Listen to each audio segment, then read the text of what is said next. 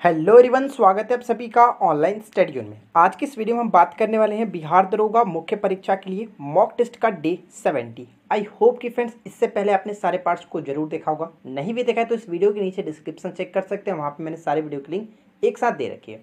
और हाँ फ्रेंड्स, इस वीडियो में हम लोग टोटल 50 क्वेश्चन के बारे में डिस्कस करेंगे जो कि पूर्णतः बीपीएसएससी के पैटर्न पे बनाया गया। तो आप इस वीडियो को कंप्लीटली एंड तक देखिए और लास्ट में अपने स्कोर को नीचे कमेंट करके बताएंगे कि आपने कितना स्कोर किया। तो चलिए फ्रेंड्स, इस वीडियो को शुरू करते हैं। तो फ्रेंड्स, आज की इस वीडियो का फर्स्ट क्वेश्चन आपके स्क्रीन पे है। चोल राजाओं ने किस धर्म को संरक्षण प्रदान किया था? हमेशा की तरह प्रत्येक क्वेश्चन के लिए आपको 5 सेकंड टाइम मिलेगा, तो आपका समय शुरू होता है अब।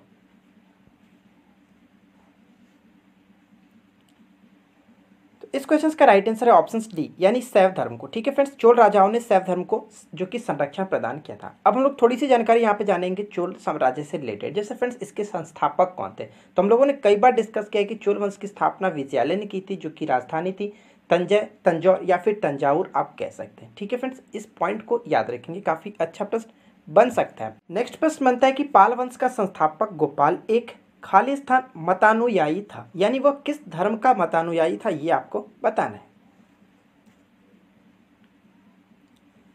इस क्वेश्चन का राइट आंसर है ऑप्शन ए, यानी फ्रेंड्स बौद्ध धर्म का वो एक मतानुयायी था। अगर हम लोग बात करें फ्रेंड्स यहाँ पे पाल वंश से रिलेटेड, तो देखिए फ्रेंड्स, पाल वंश की जो स्थापना की थी किसने की थी? आपको पता है गोपाल ने की थी 750 ईस्वी में। इस पॉइंट को याद रखेंगे। और इसने अपनी राजधानी कहाँ पे बनाया था? तो मुंगेर। ये बहुत इंपॉर्टेंट है, याद रखेंगे। ठीक है फ्रेंड्स, मुंगेर इसने अपनी राजधानी को बसाया था।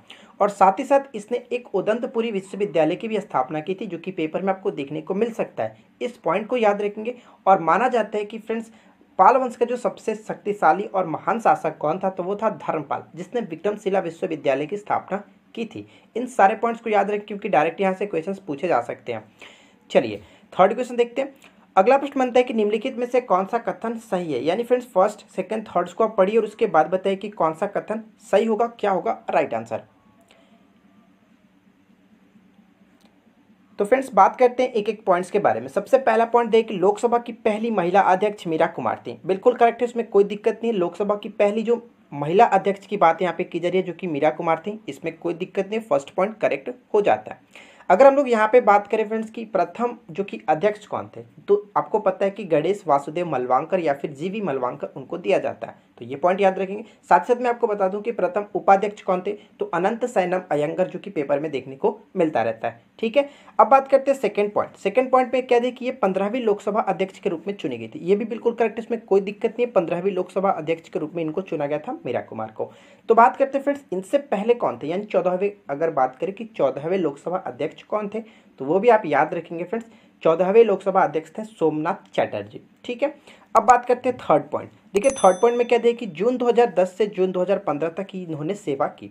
देखिए ये पॉइंट गलत हो जाता है, क्योंकि फ्रेंड्स लोकसभा जो अध्यक्ष मीरा कुमार थी, ये 2009 से 2014 तक 5 वर्ष के कार्यकाल इनका था, न कि 2010 से 15। तो ये पॉइंट गलत हो जाता है। तो कुल मिलाकर देखें तो यहाँ पे देखिए फर्स्ट और जो कि सेकंड करेक्ट होता है, इसलिए ऑप्शन हमारा बी राइट हो जाएगा। ठीक है फ्रेंड्स, इतना ही नहीं, अब हम लोग थोड़ी सी जानकारी यहाँ पे लोकसभा से बटोर लेते हैं। देखिए लोकसभा का गठन किस अनुच्छेद के तहत होता है? मैंने आपको कई बार बताया कि 81, जैसे कि आपको मैंने ट्रिक दिया था सरल, इस ट्रिक के थ्रू आप निकाल सकते हो किस तरह से होता है। जैसे कि स का मतलब जो कि संसद होता है 79 अनुच्छेद के तहत, र का मतलब राज्यसभा जो कि 80 के तहत, और एल का मतलब लॉ का मतलब लोकसभा 81 के तहत गठन किया जाता है। ठीक है फ्रेंड्स, संविधान के 81 के तहत लोकसभा का गठन किया जाता है। लेकिन यहाँ पे बात की जाती है अध्यक्ष के बारे में, तो मैं आपको बता दूं आर्टिकल 93। ठीक है फ्रेंड्स, आर्टिकल 93 में ये बात कही गई है कि लोकसभा स्वयं ही अपने सदस्यों में से एक अध्यक्ष और एक उपाध्यक्ष का निर्वाचन करेगी। ये पॉइंट याद रखेंगे। लोकसभा बनने के लिए, जो कि लोकसभा का सदस्य बनने के लिए न्यूनतम आयु कितनी होनी चाहिए? 25 वर्ष, ये आपको पता है फ्रेंड्स।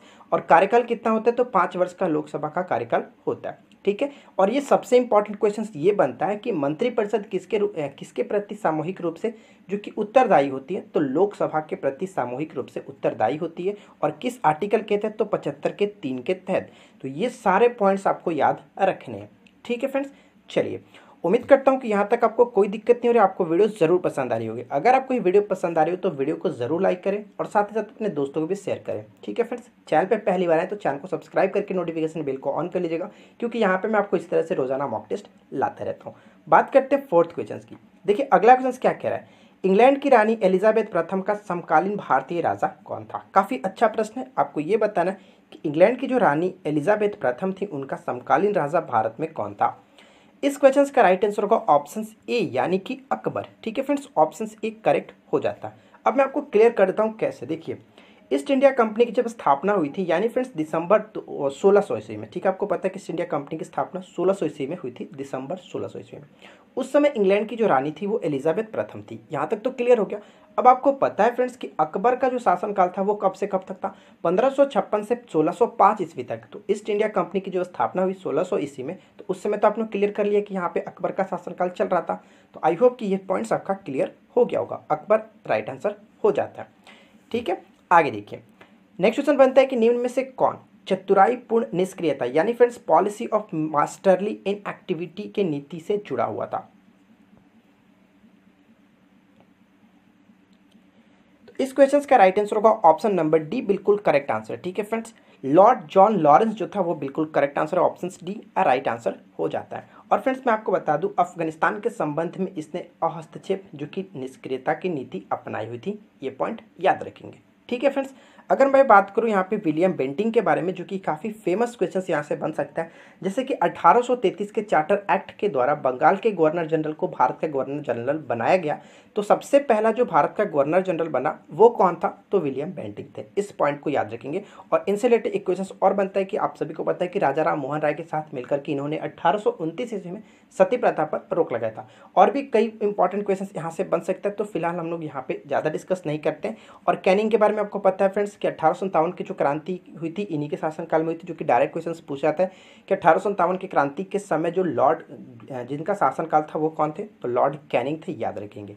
और लॉर्ड मेयो के बारे में लोगों ने कई बार डिस्कस किया है। सबसे इंपॉर्टेंट इनसे रिलेटेड क्या बनता है कि भारत में जो प्रथम जनगणना स्टार्ट हुई थी 1872 ईस्वी में, इन्हीं के शासनकाल में हुई थी, लेकिन नियमित जनगणना नहीं था ये। ठीक है, नियमित जनगणना पूछता जो कि प्रत्येक 10 वर्ष पे किया जाता है, अब जैसे अभी वर्तमान में चलता है, तो वो 1881 से लॉर्ड रिपन के शासनकाल में स्टार्ट हुआ था। तो इन दोनों पॉइंट्स पे कंफ्यूज नहीं होंगे, याद रखेंगे। क्लियर, चलिए बढ़ते हैं नेक्स्ट क्वेश्चन की तरफ। और देखिए फ्रेंड्स, अगला क्वेश्चन क्या दिया गया? निम्नलिखित कथनों पर विचार करें। फर्स्ट सेकंड पॉइंट्स को आप पढ़िए और उसके बाद बताइए कि उपरोक्त में से कौन सा कथन सही है।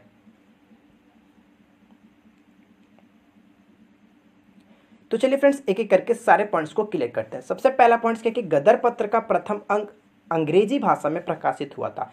ये पॉइंट गलत है।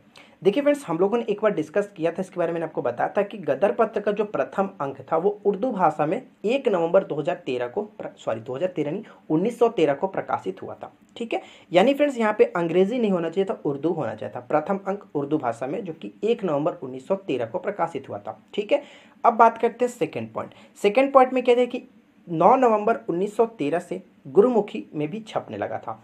अब मैं आपको बता दूं ये पॉइंट बिल्कुल गलत है। क्यों गलत है फ्रेंड्स? क्योंकि यहाँ पे जो गुरुमुखी लिपि में जो छपने लगा था ये गदर पत्र, ये 9 नवंबर को नहीं, ये 9 दिसंबर 1913 से गुरुमुखी लिपि में स्टार्ट हुआ था छपना। लेकिन फ्रेंड्स मैं आपको एक चीज़ और क्लियर कर दूं, ये जो आप देख रहे हैं यहाँ पे फिलहाल तो राइट आंसर हो जाएगा कि कोई भी जो कि सही नहीं है, दोनों कथन गलत हो जाते हैं, इसलिए ऑप्शन डी यहाँ पे राइट होगा। ठीक है, अब मैं आपको एक चीज़ क्लियर कर दूं, ये उर्दू और अंग्रेजी भाषा में ही नहीं, बहुत सारे भाषाओं में, जैसे कि ये अगर बात करें मराठी, हिंदी, अंग्रेजी, गुजराती और साथ ही साथ एक और भाषा भी था जो कि पाख्तूनी भाषा में भी गदर पत्र का संपादन या फिर जो कह सकते हैं कि इसका प्रकाशन हुआ करता था। ठीक है फ्रेंड्स, आई होप कि यहाँ तक आपको कोई दिक्कत नहीं होगी, सारे पॉइंट्स को अपने अच्छे से समझ लिया होगा। नीचे आप कमेंट करके मुझे बताएंगे फ्रेंड्स कि गदर पार्टी की जो स्थापना हुई थी वो कब हुई थी और किसके नेतृत्वकर्ता में किया गया था। बहुत सिंपल सा क्वेश्चन है, सभी लोग को कमेंट करके बताना है। देखिए अगला क्वेश्चन क्या बनता है, दिल्ली सल्तनत में दीवाने मुस्तखराज एक विभाग की स्थापना किसने की थी?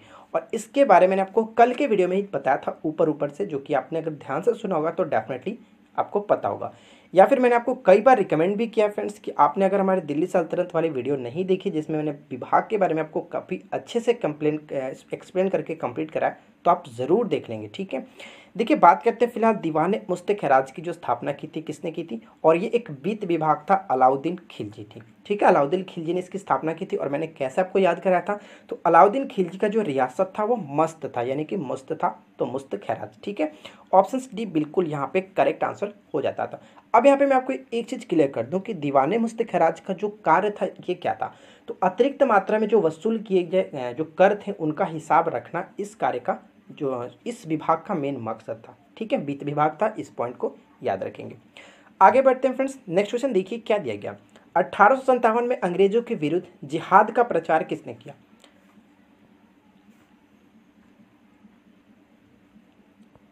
देखिए इस क्वेश्चन का राइट आंसर होगा ऑप्शन नंबर जो कि बिल्कुल करेक्ट है सी। ठीक है फ्रेंड्स, मौलवी, सॉरी यहाँ पे थोड़ा सा मिसप्रिंट है, यहाँ पे राइट आंसर होगा ऑप्शन नंबर ए, मौलवी अहमद उल्ला। ठीक है friends, option A correct answer हो जाएगा। मौलवी अहमद उल्ला वही है जिन्होंने 1857 के क्रांति में जो कि फैजाबाद से नेतृत्व किया था। ठीक है फ्रेंड्स, ऑप्शन ए करेक्ट होगा।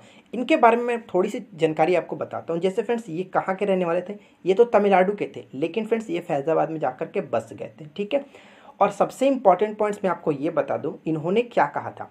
इन्होंने ये कहा था फ्रेंड्स कि सारे लोग काफिर अंग्रेजों के विरुद्ध खड़े हो जाओ और उन्हें भारत से बाहर खदेड़ दो। और अंग्रेजों को ये बात इतनी बुरी लगी कि अंग्रेजों ने इनकी गतिविधियों से भयभीत होकर इनको पकड़ने के लिए करीब करीब 50,000 रुपये का इनाम भी रखा था। बाद में इनकी मृत्यु हो गई थी। ठीक है फ्रेंड्स, इस पॉइंट को आप याद रखेंगे। काफ़ी अच्छा प्रश्न बनता है। इस क्वेश्चन का राइट आंसर है ऑप्शन ए। ठीक है, आगे बढ़ते हैं। देखिए नेक्स्ट क्वेश्चन क्या दिया गया। अगला प्रश्न बनता है कि बेसिन की संधि किस किस के बीच हुई थी। हम लोगों ने इसके बारे में कई बार डिस्कस किया, अब लगता है मुझे ये 4th बार मैं आपको करा रहा हूँ बेसिन की संधि। देखिए फ्रेंड्स, बेसिन की संधि तो सबसे पहले आपको ये समझना होगा कि बेसिन की संधि कब हुआ था, क्योंकि डायरेक्ट क्वेश्चन पूछा जा सकता है। तो आपको याद रखना है फ्रेंड्स, 31 दिसंबर 1802 ईस्वी को बेसिन की संधि हुआ था। ठीक है, ये डेट आप याद रखेंगे, डेट के साथ ईस्वी दोनों याद रखना है। 31 दिसंबर 1802 को बेसिन की संधि हुआ था। किनके किनके बीच, तो अंग्रेजों और पेशवा बाजीराव द्वितीय के मध्य। अब हम लोग बात करते हैं कि इसमें हुआ क्या था, यानी इस संधि के तहत क्या बात हुई थी। अगर आपको हमारी बात पहले की याद हो तो आपको पता होगा कि मैंने आपको बताया था, इस संधि के तहत हुआ यह था कि पेशवा को अपने यहाँ ब्रिटिश सेना की कुछ जो टुकड़ी थी वो रखना था, और साथ ही साथ उनके खर्च के लिए प्रत्येक वर्ष में यानी कि वार्षिक रूप से 26 लाख रुपए के बात पे जो कि समझौता हुआ था। ठीक है फ्रेंड्स, इस क्वेश्चन का राइट आंसर होगा ऑप्शन डी, जो कि बहुत अच्छा प्रश्न है, याद रखिएगा। देखिए नेक्स्ट क्वेश्चन क्या दिया गया। निम्नलिखित में से अशोक के किस शिलालेख में धम्म की व्याख्या के विषय में है। ठीक है, तो चलिए एक एक करके सारे पॉइंट्स को क्लियर करते हैं। सबसे पहले इस क्वेश्चन का राइट आंसर क्या होगा। इसका right answer option number B, बिल्कुल करेक्ट आंसर है। यानी कि 11वें शिलालेख में फ्रेंड्स, अशोक के शिलालेख 11वें में बात की गई धम्म की व्याख्या के बारे में। बाकी ऑप्शंस के बारे में भी देख लेते हैं। सबसे पहले पॉइंट्स बात करते हैं यहाँ पे द्वितीय शिलालेख। देखिए फ्रेंड्स, द्वितीय शिलालेख में अशोक के बारे में, अशोक के अन्य द्वितीय शिलालेख में ये बात कही कि मनुष्य या फिर पशु दोनों ही चिकित्सीय व्यवस्था का उल्लेख इसमें किया गया। ठीक है, यानी फिर मनुष्य कहो या फिर पशु, दोनों के लिए ही चिकित्सीय व्यवस्था की उल्लेख इसमें किया गया। थर्ड पॉइंट में अगर देखिए 13वां शिलालेख, जो कि पेपर के लिए सबसे इंपॉर्टेंट है और कई बार एग्जाम्स में रिपीट हो चुका है। 13वां शिलालेख जो कि होता है फ्रेंड्स किस लिए, तो कलिंग युद्ध का वर्णन इसमें किया गया। और साथ ही साथ अगर डायरेक्ट ऐसे पूछ ले कि अशोक के किस शिलालेख में अशोक के हृदय परिवर्तन की बात की गई है, तो वो भी इसी में आता है, यानी कि 13वें शिलालेख में। और साथ ही साथ इसी में फ्रेंड्स पड़ोसी राजाओं के भी वर्णन किया गया। ठीक है, पड़ोसी राजाओं का वर्णन इसी में मिलता है। ठीक है, और लास्ट पॉइंट अगर देखें यहाँ पे छठा शिलालेख, तो छठा शिलालेख में अशोक ने ये बात कही है कि आत्मनियंत्रण की शिक्षा जो कि इसी में दी गई है। ठीक है फ्रेंड्स, तो कुल मिलाकर देखें तो इस क्वेश्चन का राइट आंसर था ऑप्शन नंबर जो कि बी, बिल्कुल करेक्ट था, 11वां शिलालेख। और सबसे इंपॉर्टेंट जो पॉइंट्स मैंने आपको 13वां शिलालेख बताया, कलिंग युद्ध का वर्णन, तो वो पॉइंट याद रखना है। देखिए फ्रेंड्स, अगला क्वेश्चन क्या कह रहा है कि सूची 1 तथा सूची 2 का सुमेल कीजिए और सूचियों के नीचे दिए गए कुट का सही उत्तर करके चुनाव करना। यानी फ्रेंड्स फर्स्ट ऑफ दो भी आप दिए गए हैं, आप इनको पढ़िए और उसके बाद बताइए कि कौन किसके साथ मैच होगा। तो चलिए, उम्मीद करता हूं कि आप लोगों ने इसको वीडियो को रोक करके अच्छे से कर लिया होगा। देखिए फिलहाल बात करते हैं यहाँ पे रानी लक्ष्मीबाई। तो रानी लक्ष्मीबाई को आपको पता है फ्रेंड्स कि कालपी के युद्ध में ये मारी गई थी। तो ऑप्शन नंबर यहाँ के ए का 4th होना चाहिए, ए का 4th यहाँ पे दोनों में मैच कर रहा है। चलिए आगे देखते हैं। आगे आपको पता है फ्रेंड्स कि बहादुर शाह के बारे में आपको पता है कि बहादुर शाह को कैद करके जो कि रंगून जो कि यहाँ पे भेज दिया गया था, निर्वासित कर दिया गया था रंगपुर में। यानी कि फ्रेंड्स डी का फर्स्ट के साथ मैच होने चाहिए। अच्छा, डी का फर्स्ट दोनों में मैच हो रहा है। चलो अब बात करते हैं नेक्स्ट पॉइंट। यहाँ पे देखिए तात्या टोपे, तो तात्या टोपे को गिरफ्तार किया गया था और लास्ट में उनको फांसी पर चढ़ा दिया गया था। यानी कि बी का 3 के साथ मैच हो रहा है, तो बी का 3 यहाँ पे मैच हो रहा है। ठीक है, अब नाना साहब के बारे में आपको पता है, नाना साहब जो कि नेपाल पलायित हो चुके थे जब ये हो रहा था, तो वे नेपाल चले गए थे। ठीक है फ्रेंड्स, तो यानी कि सी का 2 के साथ मैच होना चाहिए, बिल्कुल करेक्ट है। ऑप्शन नंबर आपका सी यहाँ पे करेक्ट आंसर हो जाता है।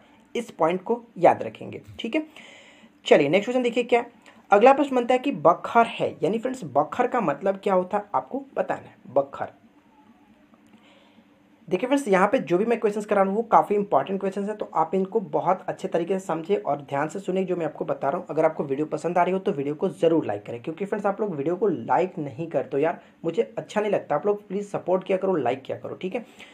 देखिए फिलहाल बात करते हैं इस क्वेश्चन का राइट आंसर का। बखर क्या होता है? तो बखर जो इतिहास रचना के वर्णनात्मक साधन, यानी ऑप्शन ए करेक्ट आंसर हो जाएगा। अब मैं आपको बता दूं फ्रेंड्स, ये बखर जो है वो मराठा इतिहासकार जो होते हैं वो इतिहास रचने की जो भी साधन होते हैं उनको बखर कहते हैं। तो इस तरह से आप याद रख सकते हैं, बखर का मतलब इतिहास रचना के वर्णनात्मक साधन।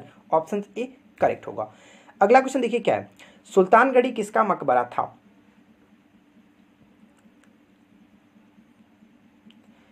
इस क्वेश्चन का राइट आंसर है ऑप्शन नंबर डी, बिल्कुल करेक्ट आंसर हो जाएगा, नसीरुद्दीन मोहम्मद का। ठीक है friends, option D correct answer हो जाता है। अब मैं आपको बता दूं कि इस मकबरे का निर्माण किसने कराया था। सबसे पहले आपको यह जानना होगा कि नसीरुद्दीन मोहम्मद कौन था। ये फ्रेंड्स इल्तुतमिश का सबसे जो बड़ा पुत्र था, ज्येष्ठ पुत्र था, उसको कह सकते हैं नसीरुद्दीन का मकबरा था। इसका निर्माण 1231 ईस्वी में इल्तुतमिश ने कराया था। आप ऐसे भी याद रखेंगे फ्रेंड्स कि जो सुल्तानगढ़ी का मकबरा है यह सबसे पहला इस्लामी मकबरा का दर्जा इसको दिया था, सबसे पहला इस्लामी मकबरा माना जाता है। ठीक है, ऑप्शन नंबर जो कि डी करेक्ट होगा। अब सब तो हम लोगों ने बात कर ली, लेकिन ये मैंने आपको नहीं बताया कि ये मकबरा कहाँ पे पड़ता है। तो याद रखेंगे सुल्तानगढ़ की जो मकबरा है ये दिल्ली में पड़ता है। ठीक है फ्रेंड्स, सुल्तानगढ़ी का मकबरा दिल्ली में स्थित है। आगे बढ़ते हैं। देखिए अगला क्वेश्चन क्या दिया है कि निम्नलिखित में से कौन सा कथन गयासुद्दीन बलबन के संबंध में सही नहीं है। और कल की वीडियो आपने देखा होगा तो डेफिनेटली आपको पता होगा फ्रेंड्स, बलबन से मैंने कुछ पॉइंट्स डिस्कस किया था जो कि यहाँ पे थोड़ा सा आप मैच कर सकते हो। सबसे पहला पॉइंट क्या दिया गया, उसने नियामत एक खुदाई के सिद्धांत का प्रतिपादन किया था। तो सबसे पहले मैं आपको बता दूं कि ये सही है या गलत, आपको कैसे पता चलेगा। तो सबसे पहले आपको ये पता होना चाहिए कि नियामत एक खुदाई है क्या। देखिए नियामत एक खुदाई क्या था, बलबन के अनुसार नियामत एक खुदाई का मतलब क्या था कि सुल्तान पृथ्वी पर ईश्वर का प्रतिनिधित्व, यानी फ्रेंड्स नियामत एक खुदाई होता है। नियामत एक खुदाई का मतलब ही था ईश्वर का प्रतिनिधित्व, और उसका स्थान केवल पैगंबर के पश्चात होता है। यह बलबन का राजत्व सिद्धांत भी कहा जाता है। ठीक है, यानी कहने का मतलब ये हुआ कि बलबन के संबंध में ये पॉइंट बिल्कुल करेक्ट है, इसमें कोई दिक्कत नहीं है। तो पहला को हम लोग सही कर सकते हैं। अगला पॉइंट देखिए क्या, अगला पॉइंट बनता है कि इक्तादारी व्यवस्था प्रारंभ किया था किसने, बलबन ने। अच्छा, इसके बारे में थोड़ा बाद में डिस्कस करते हैं। ठीक है, थर्ड पॉइंट में देखिए क्या है कि उसने तुर्कान ए चिहलगानी का प्रभाव को समाप्त किया था। तो मैंने आपको कल की वीडियो में ही बताया था फ्रेंड्स कि तुर्कान ए चिहलगानी है फ्रेंड्स, कहने का मतलब ये हुआ कि 40 सरदारों का एक गठन हुआ था जिसको तुर्कान ए चिहलगानी कहा जाता था, जिसका गठन किसने किया था, तो इल्तुतमिश ने किया था, लेकिन इसको समाप्त किया था यानी प्रभाव को समाप्त किया था बलबन ने। तो ये पॉइंट बिल्कुल करेक्ट है, इसमें कोई दिक्कत नहीं है। और नेक्स्ट पॉइंट में क्या दी कि उसने बंगाल विद्रोह का दमन किया था, ये भी करेक्ट है। लेकिन फ्रेंड्स यहाँ पे जो आप सेकंड ऑप्शन देख रहे हैं इक्तादारी व्यवस्था, ये गलत है, क्योंकि बलबन के संबंध में प्रारंभ इसने नहीं किया था। अब मैं आपको बता दूं फ्रेंड्स कि ये क्यों गलत है, क्योंकि भारत में इक्ता प्रणाली को जो स्टार्ट किया गया था वो मोहम्मद गौरी ने प्रारंभ किया था। लेकिन फ्रेंड्स इसको व्यवस्थित स्वरूप देने का जो कार्य किया था वो इल्तुतमिश ने किया था। लेकिन अभी अक्सर आपको पेपर में यही देखने को मिलता है कि जो इक्तादारी व्यवस्था किसने स्टार्ट किया था, तो मोहम्मद गौरी तो ना के बराबर ही मिलता, आपको इल्तुतमिश ध्यान में रखना है। ठीक है, तो कुल मिलाकर देखें तो सेकंड ऑप्शन जो कि गलत है, ये बलबन के संबंध में नहीं था। ठीक है, option number B right answer हो जाता है। उम्मीद करता हूँ फ्रेंड्स यहाँ से आपको सारे क्वेश्चंस क्लियर हो गया होगा। देखिए अगला क्वेश्चन क्या दिया गया, मोहम्मद बिन तुगलक की निम्न योजनाओं को उनके कालक्रम के अनुसार व्यवस्थित कीजिए। ठीक है फ्रेंड्स, यानी कि आपका जो option first second third fourth दिख रहा है उनको सबसे पहले आपको लाइन से सजाना है कि कब कब कौन सी घटना घटी थी। तो चलिए एक एक करके सबसे पहले डिस्कस करते हैं। देखिए पहला पॉइंट क्या था, दोहाब में कर वृद्धि। अब मैं आपको बताता हूँ कि दोहाब में कर वृद्धि हुआ कब था, तो ये हुआ था 1325 ईस्वी में। ठीक है, 1325 ईस्वी में याद रखेंगे। सबसे पहले मैं आपको इसके बारे में बताता हूँ थोड़ी सी जानकारी, ताकि आपको याद रहे, इसमें कोई दिक्कत ना हो। ठीक है फ्रेंड्स, देखिए दोहाब की उपजाऊ जो प्रदेश था वहाँ पर इन्होंने यानी कि फ्रेंड्स मोहम्मद बिन तुगलक ने कर की वृद्धि कर दी थी, लगभग 50% तक कर की वृद्धि कर दी थी। और परंतु हुआ क्या था, उसी वर्ष दोहाब में भयंकर अकाल भी पड़ गया था, जिससे क्या हुआ था कि पैदावार जो भी हुआ था वो काफ़ी प्रभावित हुआ था। और इस परिस्थिति के बावजूद भी जो मोहम्मद बिन तुगलक के अधिकारी थे वो ज़बरदस्ती जो कि कर वसूलने के लिए जनता के पास गए। इस क्षेत्र की जो जनता थी वो काफ़ी जो कि भड़क गई और इस बात पे उन्होंने विद्रोह कर दिया, जिसके वजह से ये तो असफल रहा, यानी कि दोहाब में जो कर विधि हुआ वो तो असफल रहा। जिसके बाद फ्रेंड्स तुगलक ने एक कृषि विभाग की स्थापना की, जिसको पता फ्रेंड्स दीवाने कोही के नाम से आप जानते हैं। ठीक है फ्रेंड्स, दीवाने कोही की विभाग की स्थापना की, क्योंकि जो भी यहाँ पे बर्बादी हुई थी, क्षेत्र में अकाल पड़े थे, उसको सुधार करने के लिए इसने स्थापना की थी। ठीक है, तो कुल मिलाकर देखें तो दीवाने कोही की स्थापना भी मोहम्मद बिन तुगलक ने ही की थी, ये आपको पता होगा। तो फिलहाल इस देखिए यहाँ पे दोहाब में कर विधि 1325 था। ठीक है, सेकंड पॉइंट में देखिए कि सांकेतिक मुद्रा का प्रचलन कब हुआ था, तो 1930। ठीक है, 1900 नहीं, 1329 देता, 1329 आप याद रखें। ठीक है, 1329। अगर राजधानी परिवर्तन के बारे में बात करें तो आपको पता है कि जो राजधानी परिवर्तन का मतलब क्या था कि दिल्ली से देवगिरी स्थानांतरित किया था इसने, जो कि मोहम्मद बिन तुगलक ने अपनी राजधानी को। तो ये कब किया था, तो ये फ्रेंड्स ये किसने किया था, 1326 ईस्वी में। ठीक है, 1326 में। खुरासान अभियान, तो खुरासान अभियान को कराचील अभियान के नाम से भी जाना जाता है, तो इस पॉइंट को याद रखेंगे। इसमें क्या हुआ था मैं आपको ये भी बताता हूँ। देखिए, खुरासान के जो शासक थे अबू सैयद के विरुद्ध थी ये जो अभियान चला था, उसके विरुद्ध थे, अबू सैयद के विरुद्ध। इसका उद्देश्य ये था कि गजनी और काबुल पर नियंत्रण स्थापित कर मंगोल आक्रमणों को रक्षा करना। ठीक है, मंगोल आक्रमणों से रक्षा प्रदान करना। तो ये कब हुआ था, ये भी आप याद रखेंगे, 1330 ईस्वी में। अब इसको हम लोग लाइन से अगर सजाना चाहें तो फ्रेंड्स देखिए क्या क्या बनेगा। तो लाइन से सजाएंगे तो हमारा सबसे पहले 1 और उसके बाद 25 के बाद 26, यानी कि 1 3 1 3 2 4, यानी ऑप्शन सी बिल्कुल करेक्ट आंसर हो जाएगा। ठीक है फ्रेंड्स, देखिए जो भी मैंने आपको पॉइंट्स यहाँ पे डिस्कस कराया है वो आपको याद रखना है, थोड़ा सा आप याद रखोगे तो नॉलेज के लिए काफ़ी अच्छा। ठीक है, चलिए बात करते हैं अगले क्वेश्चन की। नेक्स्ट क्वेश्चन देखिए फ्रेंड्स क्या दिया गया। अगला प्रश्न बनता है कि स्वदेशी आंदोलन के प्रारंभ का तत्कालिक कारण क्या था।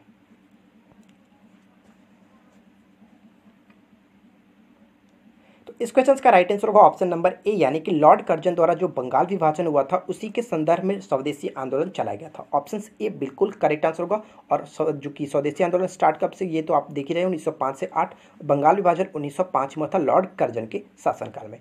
आगे बढ़ते हैं और नेक्स्ट क्वेश्चन देखिए फ्रेंड्स क्या दिया गया। चार धातुएं, या फिर कहने का मतलब सोना, चांदी, तांबा और सीसा के सम्मिश्रण से जो बनने वाला सिक्का था उसको क्या कहते थे, यानी कि चारों को मिलाकर के जो सिक्का बनता था उसको किस नाम से जाना जाता था। इस क्वेश्चन का राइट आंसर होगा ऑप्शन नंबर डी, करसा पर्ण। ठीक है फ्रेंड्स, ऑप्शन नंबर डी बिल्कुल करेक्ट आंसर हो जाएगा। अब यहाँ पे जो पर्ण देख रहे हैं, पर्ण के बारे में आपको कल बताया था फ्रेंड्स। पर्ण जो थी वो किस साम्राज्य की मुद्रा थी, तो मौर्य साम्राज्य में जो मुद्रा का प्रचलन था उसको पर्ण कहा जाता था। ठीक है, पैगोडा के बारे में आपको बताया था, तो पैगोडा के बारे में आप नीचे कमेंट करके बताएं कि पैगोडा किस वंश का, जो कि किस साम्राज्य का मुद्रा था। देखिए नेक्स्ट क्वेश्चन क्या दिया गया, किसके विरुद्ध शाहजहां ने करतारपुर का युद्ध लड़ा था। काफी अच्छा प्रश्न है फ्रेंड्स कि शाहजहां ने करतारपुर का युद्ध लड़ा था किसके विरुद्ध में।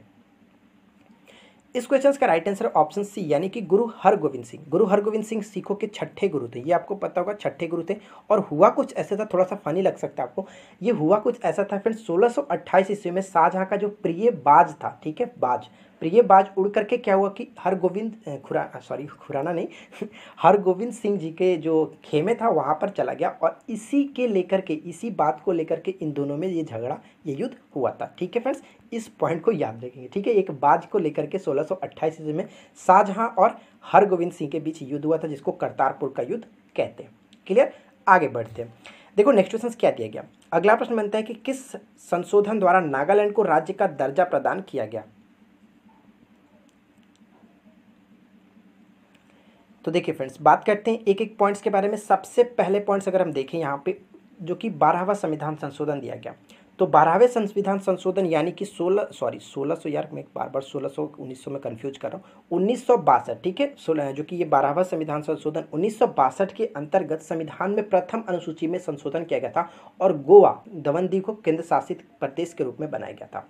इस पॉइंट को आप याद रखेंगे। ठीक है, अगर बात करें फ्रेंड्स 13वां, जो कि इस क्वेश्चन का राइट आंसर है, बिल्कुल करेक्ट होगा, नागालैंड को राज्य का जो दर्जा दिया गया था 13वें संविधान संशोधन 1962 के तहत ही दिया गया था। ठीक है, 55वां के बारे में हम लोगों ने कई बार डिस्कस किया। 55वें संविधान संशोधन 1986 के तहत फ्रेंड्स अरुणाचल प्रदेश को राज्य का दर्जा दिया गया था, और 36वां तो आपको पता ही हुआ, सिक्किम राज्य बना था 1975 में।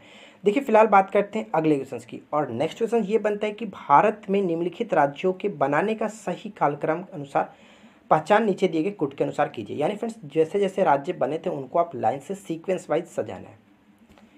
तो चलिए देखते हैं पहला पॉइंट। तो आपको पता है, पहला तो क्लियर ही है कि 1953 में सबसे पहले भाषाई राज्य पे जो गठन हुआ था, 1953 में ये गठन हुआ था। ठीक है, पहला 1953, यहाँ पे कोई दिक्कत नहीं है। सेकंड यहाँ पे देखिए हिमाचल प्रदेश, तो हिमाचल प्रदेश कब हुआ था, ये हुआ था 1971 में, ये पॉइंट आपको पता होगा 1971 में। हरियाणा कब बना था फ्रेंड्स, तो हरियाणा 1966 ईस्वी में गठन हुआ था। और सिक्किम के बारे में हम लोगों ने ऊपर में देखा 1975। अब इसको आप लाइन से सीक्वेंस वाइज सजा सकते हो, जैसे कि ये फर्स्ट का था यानी कि आंध्र प्रदेश, 1 53 के बाद 66, 1 के बाद 3 आना चाहिए, तो ऑप्शन आप देखिए बी बिल्कुल करेक्ट हो जाता है। ठीक है फ्रेंड्स, यानी कह सकते हैं कि 1 3 2 4, 1 3 2 किसका हो रहा है, 2 1 3, ठीक है, 3 और 2 4, ठीक है, बिल्कुल करेक्ट है, ऑप्शन नंबर बी आपका राइट आंसर हो जाएगा। क्लियर फ्रेंड्स, आगे बढ़ते हैं। देखिए नेक्स्ट क्वेश्चन क्या बनता है, अगला बनता है कि भारतीय संविधान का कौन सा अनुच्छेद लोकसभा एवं विधानसभा के प्रतिनिधियों को निर्वाचित करने अथवा वयस्क मताधिकार का अधिकार प्रदान करता है।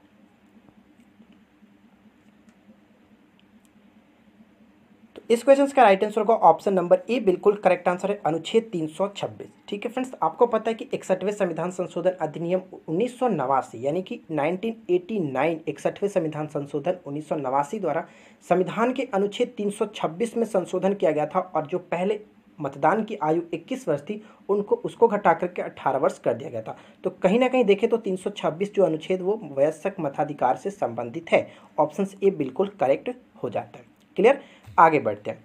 देखिए अगला क्वेश्चन क्या दिया है कि भारतीय संविधान का भाग 16 संबंधित है। ये आपको बताना है कि भारतीय संविधान का भाग जो 16 है वो किससे संबंधित है। तो चलिए इसका राइट आंसर के बारे में देख लेते हैं। तो इस क्वेश्चन का राइट आंसर है ऑप्शन नंबर डी, यानी फ्रेंड्स कुछ वर्गों के लिए विशेष उपबंध जो दिए गए वो भाग 16 में दिए गए। ऑप्शन डी यहाँ पे बिल्कुल करेक्ट आंसर हो जाता है। अगर बाकी ऑप्शंस के बारे में एक नज़र डालें, जैसे कि प्रशासनिक अधिकरण से, तो देखिए फ्रेंड्स प्रशासनिक अधिकरण जो आता है वो 14 के क में आता है, 14 के फर्स्ट में आप ए लिख सकते हैं, 14 के फर्स्ट में आता है। ठीक है, अब अगर बात करें अखिल भारतीय सेवाओं के बारे में, तो आपको पता है कि अखिल भारतीय जो सेवाएं आती हैं वो भाग 15 के अधीन रखा गया। ठीक है, 15 में रखा गया।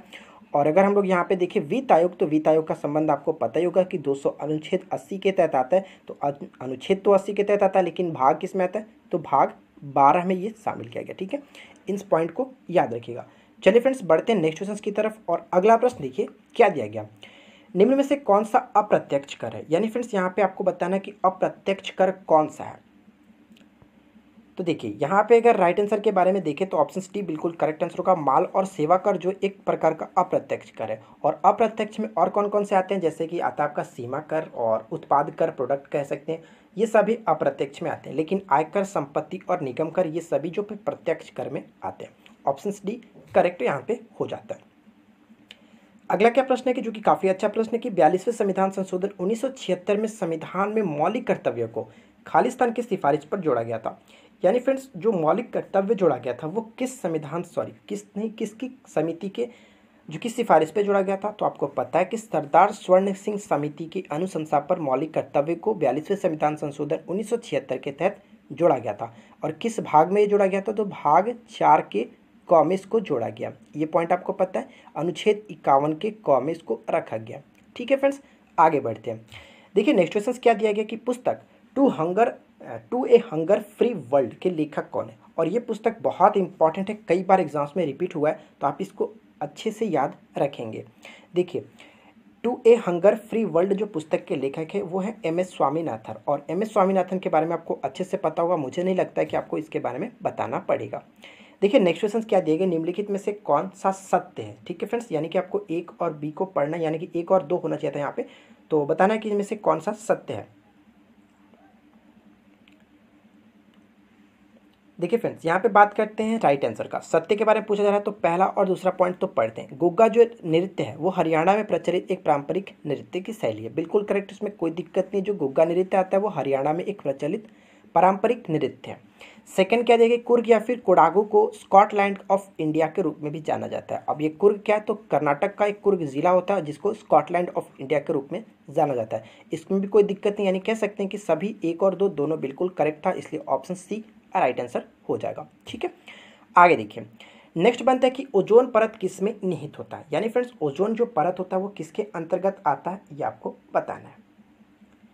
देखिए इस क्वेश्चन का राइट आंसर होगा ऑप्शन नंबर सी, बिल्कुल करेक्ट है। ओजोन परत जो होता है वो समताप मंडल के अधीन आता है। ठीक है फ्रेंड्स, ये चीज़ आपको पता होगा। और ओजोन परत के बारे में बात करें तो ये धरातल से करीब करीब 32 किलोमीटर से 60 किलोमीटर के अंदर में आता है। ठीक है। और ओजोन परत हमारे लिए क्यों उपयोगी है, आपको पता होगा कि जो सूर्य के प्रकाश में अल्ट्रावायलेट जो किरण होती है, परावैंगनी किरण होती है, वो हमारे शरीर को काफ़ी नुकसान पहुंचा सकती है, जिसके वजह जो कि जिससे रक्षा करता है ओजोन परत। ठीक है फ्रेंड्स। और क्वेश्चन एक ये बनता है कि ओजोन परत की मोटाई किस में मापी जाती है, तो डबसन इकाई में मापी जाती है। इस पॉइंट को भी आप याद रखेंगे। ठीक है, बढ़ते हैं नेक्स्ट क्वेश्चन की तरफ। और अगला क्वेश्चन देखिए क्या है, ताप्ती नदी का उद्गम और अंत कहाँ पे होता है, ये आपको बताना है। ताप्ती जो नदी है, इसका उद्गम स्थान और इसका अंत कहाँ पे होता है। तो इस क्वेश्चन का राइट आंसर को ऑप्शन नंबर बी बिल्कुल करेक्ट हो जाता है, यानी फ्रेंड्स बैतून और अरब सागर, यानी कि उद्गम जो होता है वो बैतून और जो अंत होता है वो अरब सागर में। अब मैं आपको बता दूं कि ये बैतून कहाँ पे पड़ता है, इस पॉइंट को याद रखेंगे। जो ताप्ती नदी का उद्गम होता है वो मध्य प्रदेश के बैतून जिले के जो मुल्ताई से होता है। ठीक है, मुल्ताई से होता है। अब ये गिरता कहाँ पे, अरब सागर में गिरता है। पश्चिम की ओर गिरने वाली दो नदियाँ होती है, जैसे कि नर्मदा और ये ताप्ती। बाकी तो बहुत सारी नदियाँ हैं, तो लेकिन आपको दो याद रखने, नर्मदा और ताप्ती, जो कि पश्चिम की ओर गिरती हैं, अरब सागर में गिरती हैं। नेक्स्ट क्वेश्चन देखिए फ्रेंड्स क्या दिया गया, प्राचीन भारतीय ऐतिहासिक भूगोल के रत्नाकर नाम दिया गया था। यानी फ्रेंड्स कहने का मतलब ये हुआ कि प्राचीन भारतीय इतिहास भूगोल में रत्नाकर किसको नाम दिया गया था, तो रत्नाकर के नाम से जाना जाता था जो कि हिंद महासागर को। ऑप्शन बी बिल्कुल करेक्ट हो जाता है। ठीक है, रत्नाकर के नाम से हिंद महासागर को जाना जाता था। अगला प्रश्न क्या दिया कि पूर्वी घाट पर्वत और पश्चिमी घाट पर्वत मिलते हैं, यानी कहाँ पे मिलते हैं, ये आपको बताना है।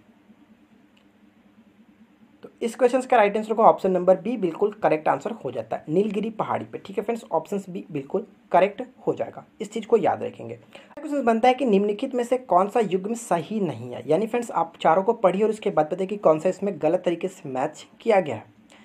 तो चलिए मैं आपको बताता हूँ इस क्वेश्चन का राइट आंसर क्या होगा। देखिए, जो पंजाब हिमालय है वो सिंधु और सतलज नदी तक फैला हुआ है।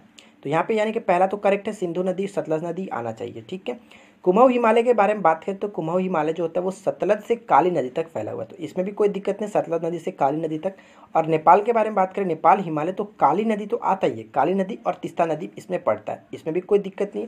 असम हिमालय के बारे में बात करें तो देखिए इसमें दिहांग के बारे में कोई भी जिक्र नहीं होता। जो असम हिमालय वो तीस्ता से ब्रह्मपुत्र नदी तक फैला हुआ है।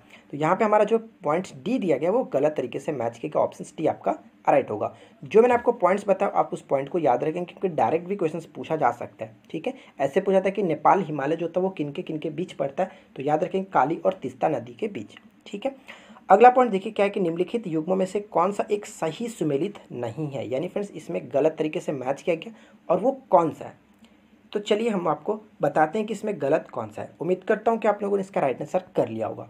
देखिए, चित्रकूट जलप्रपात बिल्कुल करेक्ट, इसमें कोई दिक्कत नहीं। इंद्रावती नदी, अगर यहाँ पे मैंने आपको बताऊं एलिफेंटा जलप्रपात, एलिफेंटा के बारे में आपको बताया था फ्रेंड्स कि एलिफेंटा जो जलप्रपात पड़ता है वो मेघालय में पड़ता है, तो मेघालय में गोदावरी नदी कहाँ से जा सकती है, ये तो गलत है। सिंपल सा बात है यार कि जो एलिफेंटा वो मेघालय में पड़ता है और गोदावरी नदी जो कि दक्षिण भारत की पड़ती है, तो यहाँ पे तो सरासर ये गलत किया गया, ऑप्शन भी आपका राइट आंसर हो जाता है। जोग जलप्रपात के बारे में बात करें तो आपको पता है शरावती नदी, इसमें भी कोई दिक्कत नहीं। और तीर्थगढ़ जलप्रपात, ये आप याद रखेंगे, तीर्थगढ़ जलप्रपात कांगेर नदी घाटी पे। ठीक है, और ये छत्तीसगढ़ में पड़ता है, तो ये इसमें बहुत इंपॉर्टेंट ये पॉइंट बन सकता है, क्योंकि शायद पहली बार आप सुन रहे हो तीर्थगढ़ जलप्रपात। क्लियर, आगे देखते हैं।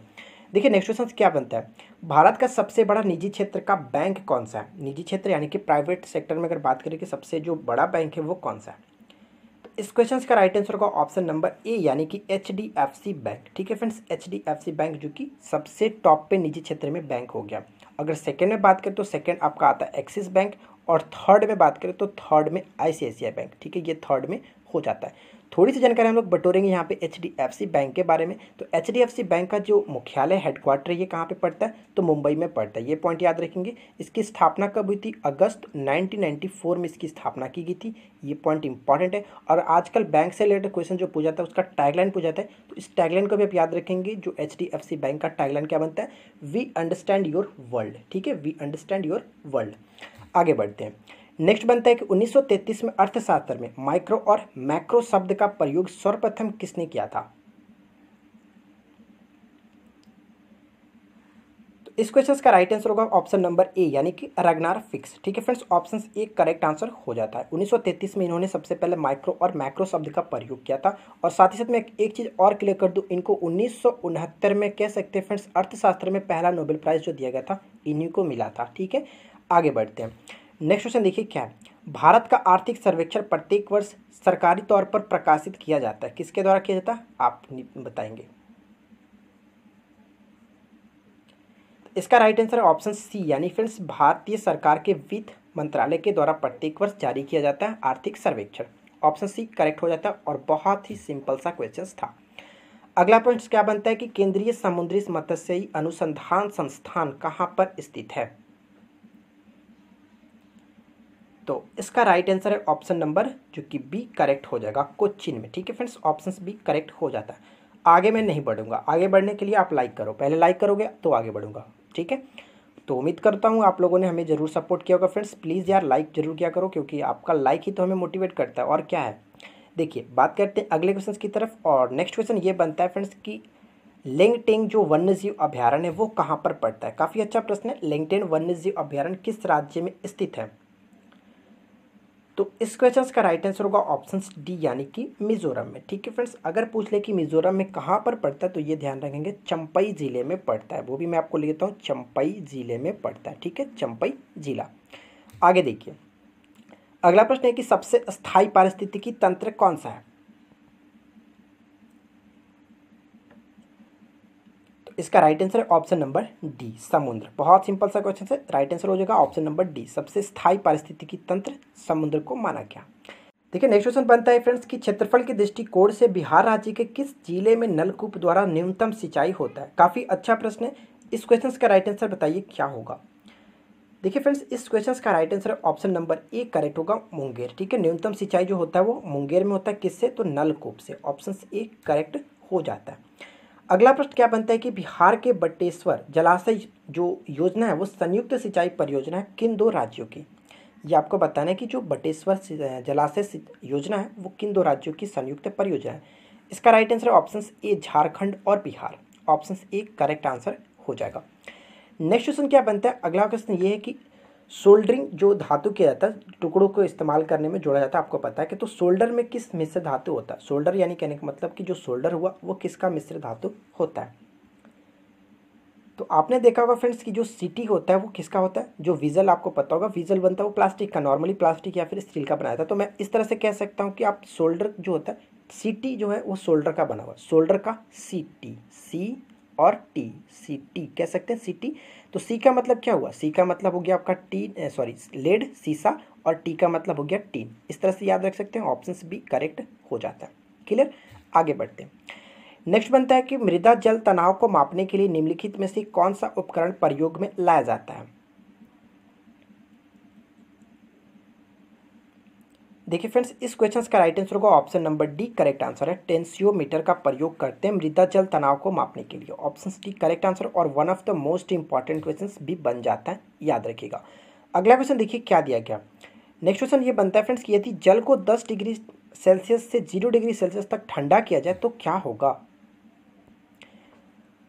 और ये काफ़ी अच्छा प्रश्न है फ्रेंड्स। इस क्वेश्चन का राइट आंसर देखिए होगा ऑप्शन नंबर ए, यानी कि जल का आयतन 4 डिग्री सी तक कम हो जाएगा और फिर बढ़ेगा। यहाँ से कुछ पॉइंट्स आपको याद रखने, जैसे कि 10 डिग्री सी से 0 डिग्री सी तक ठंडा किया जाता है। आपको पता है फ्रेंड्स कि जल का जो टेम्परेचर होता है, अगर 4 डिग्री सी पे हम बात करें तो यहाँ पे जो डेंसिटी होता है, यानी कि इसका जो घनत्व होता है सबसे ज़्यादा होता है। और इसका अगर जब घनत्व ज़्यादा होगा तो ये तो ऑब्वियसली है कि बात कि यहाँ पे जो इसका वॉल्यूम होगा वो कम होगा, यानी 4 डिग्री सी पर वॉल्यूम सबसे कम होता है। तो आप इस तरह से भी गेस कर सकते हैं कि 4 डिग्री सी आयतन तक कम होगा और उसके बाद फिर बढ़ेगा। ऑप्शन ए करेक्ट आंसर हो जाता है, याद रखेंगे। ठीक है, नेक्स्ट देखिए क्वेश्चन क्या बनता है कि मरुभूमि या फिर रेगिस्तान, इसको कैसे, रेगिस्तान में लंबा मूल तंत्र होता है, इसका कारण क्या, क्यों होता है, ये आपको बताना है। जो रेगिस्तान में उगने वाले पौधे उनको मरुभूमि कह सकते हैं। तो देखिए इस क्वेश्चन का राइट आंसर है option number B correct answer होगा। यानी फ्रेंड्स रेगिस्तान में क्या होता है कि पानी होता नहीं है, और ये गहरे जल स्तरों की जो जल अवशोषित करने के लिए जो जड़ें होती हैं, यहाँ पे जुड़े नहीं, जड़ें गहराई में चली जाती हैं। पानी की तलाश में जो जड़ें होती हैं वो काफ़ी अंदर तक चली जाती हैं कि पानी मिल सके, इस वजह से लंबा होता है उनका मूल तंत्र। ऑप्शन बी करेक्ट हो जाता है। अगला क्वेश्चन क्या दिया है कि अनाज वाले पौधे किस कुल में संबंधित है, किस कुल से संबंधित है। अच्छा, यहाँ पे मैंने आपको बताया फ्रेंड्स अगर आपने हमारे उस वीडियो को नहीं देखा जो आप स्क्रीन पे देख रहे हैं, इस वीडियो को अगर आपने नहीं देखा है तो अभी तक आप पीछे हो। क्यों फ्रेंड्स?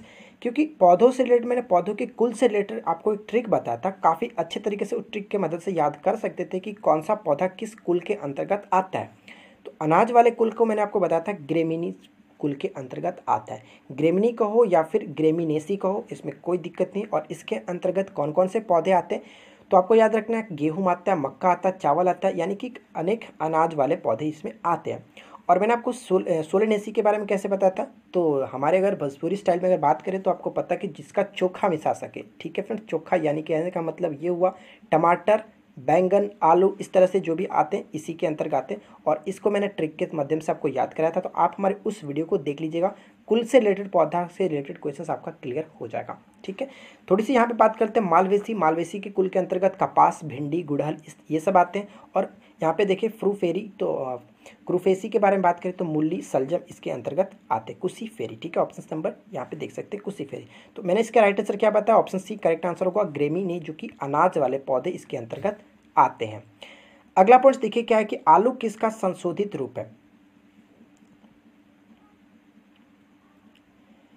तो इस क्वेश्चन का राइट आंसर होगा ऑप्शन नंबर जो कि डी बिल्कुल करेक्ट है। ठीक है फ्रेंड्स, आलू होता है वो तना का एक संशोधित रूप होता है। और आलू के साथ साथ क्या होता है, आलू के साथ साथ अगर बात करें तो हल्दी जो आता है इसी के अंतर्गत आता है। तो इस पॉइंट को भी आप याद रखेंगे। इसका एक ट्रिक होता है हद कर दी आपने, उसके बारे में फिलहाल यहाँ पे मैं चर्चा नहीं करूँगा। ठीक है, देखो नेक्स्ट क्वेश्चन क्या बनता है कि सूर्योदय और सूर्यास्त के समय लाल क्यों दिखाई पड़ता है।